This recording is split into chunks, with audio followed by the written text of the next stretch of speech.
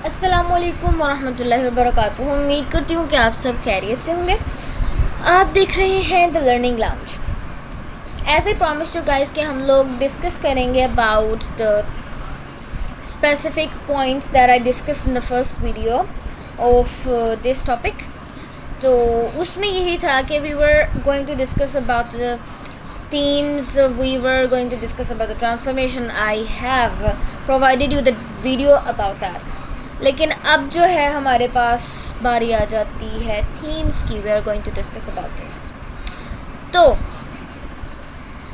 Themes जो होते हैं, हम लोगों ने पहले भी बात की थी इस बारे में कि थीम्स कहते किसे। थीम्स बेसिकली यही होते हैं कि जो सेंट्रल आइडिया किसी भी चीज़ का होता है, जिसकी बेस पर कोई भी चीज़ बनाई जाती है या लिखी जाती है, उसको हम थीम कहते हैं। या स्कीम जो होता है, हम लोग कहते हैं लाइक कलर थीम और कलर स्कीम्स, वो यही चीज़ें होती हैं कि लाइक हम लोगों ने डिस्कस करना होता है कि किस बेस पर या क्या स्टाइल देना है, क्या स्टोरी रखनी है, किस तरह से हमने उसको चीज़ को डिस्कस करना है या डिस्क्राइब करना है। तो जो विक्टोरियन लिटरेचर था, क्वीन विक्टोरिया के टाइम में जो लिटरेचर था, उसके जो थीम्स थे, उन्होंने जो सोसाइटी में चेंजेस आए थे, मतलब जो सोशल चेंजेस थे, उनको डिस्क्राइब किया था। दे डिस्क्राइब्ड द सोशल चेंजेस। ठीक है, तो हम लोग अब देख लेते हैं कि हमारे पास कौन कौन से आ जाते हैं जो मतलब जो सोसाइटी में चेंजेस आए थे। कौन सा है? पहले सबसे आ जाता है social issues. What does that means?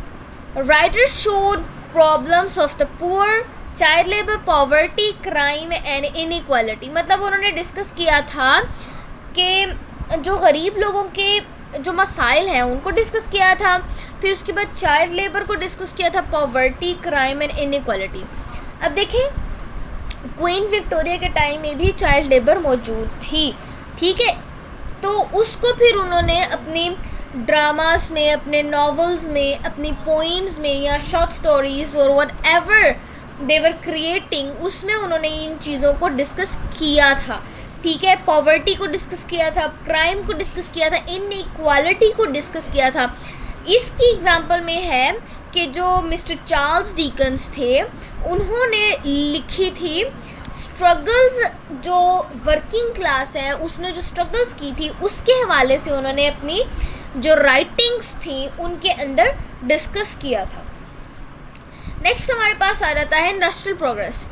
हम लोगों ने इसके बारे में पहले भी बात की थी कि ब्रिटेन जो है ये पावरफुल इंडस्ट्रियल नेशन बना था।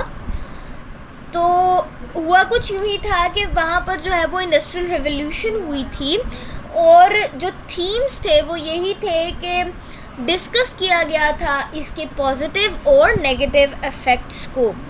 यहाँ पर उन्होंने कहा है कि सम प्रेस्ड प्रोग्रेस, मतलब कि कुछ लोगों ने जो है वो कहा था कि ये जो प्रोग्रेस हो रही है, जो तरक्की हो रही है, ये सही है। Others criticised how machines made life hard for workers.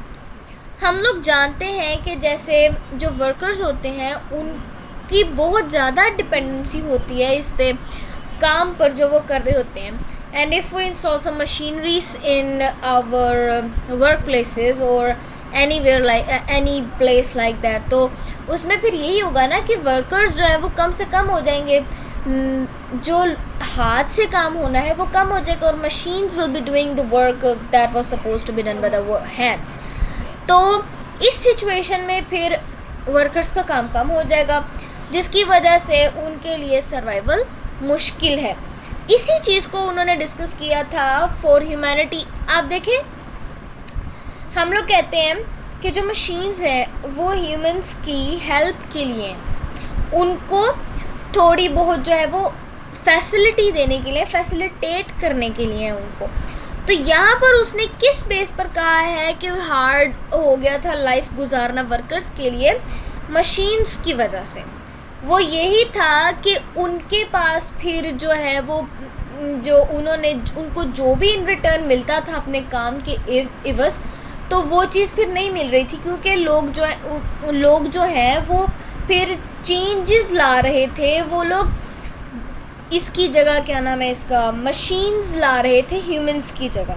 तो इसकी वजह से फिर उन्होंने कहा है कि क्रिटिसाइज़ किया गया था हम machines made life hard for workers. उम्मीद करती हूँ कि आप लोगों को यहाँ तक समझ आ गया होगा, अदरवाइज़ वीडियो जो है वो थोड़ी सी ज़्यादा लंबी हो जाएगी। तो हम नेक्स्ट वीडियो में इसके नेक्स्ट जो पोर्शंस हैं उनको डिस्कस करेंगे। तब तक के लिए अल्लाह हाफिज़, अपना बहुत सारा ख्याल रखिएगा।